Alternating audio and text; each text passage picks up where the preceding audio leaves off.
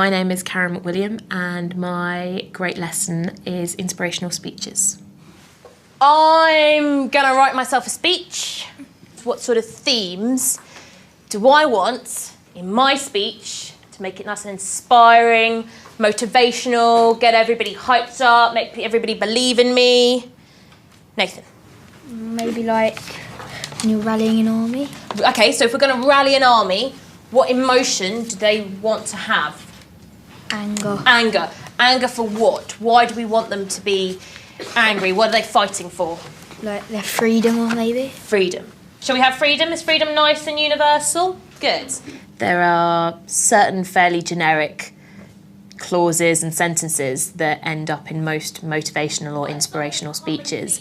And the idea behind the lesson is that actually Year 7 pupils in particular find it quite difficult to actually start putting together structured, formal pieces of work. So what we did was take a random selection of buzzwords, I suppose, and put them all on a big sheet of paper and ask the pupils to actually select some, mix and match them, put them together, add in their own connectives, add in their own extra words, ideas, themes, emotions, and create a super speech.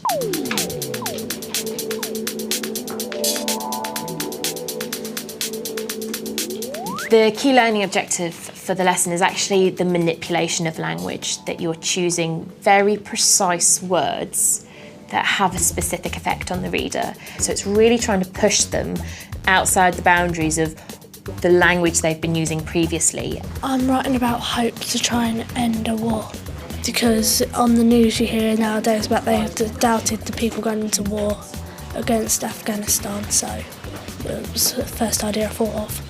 I've chosen to go back in time and rally an army fighting a war for freedom. We've only been in Year 7 a few weeks now, but lessons like this are inspirational, it's really fun. I think I'm quite good at using persuasive language and emotive, so something like this is really good for me to do because I enjoy it as well. I like it when we do something in the lesson and then I like it and I'll go home and search on the internet or something and I'll find out a bit more. We were meant to do one quote for homework and I ended up doing 7. This lesson works really well because it gives the class a certain level of comfort, because actually we're asking them to do something quite sophisticated, come up with a really effective speech that's inspiring, but at the same time make it accessible to them. Right, you lot, we can't just stand around here and let them steal our dignity. We have to fight, scare the living daylights out of them. They're little against us if we join forces. We're a team, we stick together through thick and thin. We have to look at them, hate them, but certainly don't fear them. I guarantee if we go out there with our heads held high and our fists in the air, we will beat them, kill them, thrash them. And at the end, we will still have our dignity. Who's with me? Very, very good. Lovely. Okay, go on, Ben. All right, this is your time. Victory or death.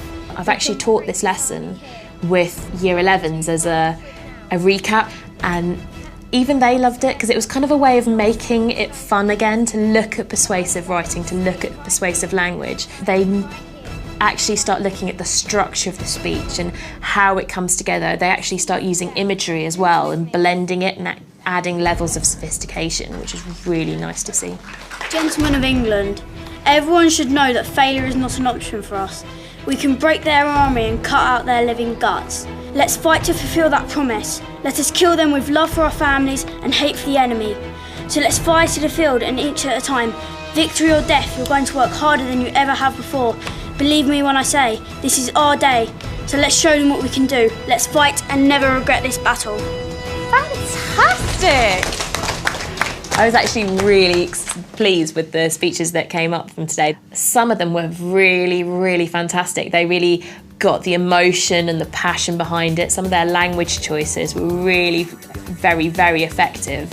And I think there's that sense of pride as well, because at the end of the lesson, the majority of the class had something that they wanted to read and something they wanted to share, and that's always, always the best end to any lesson.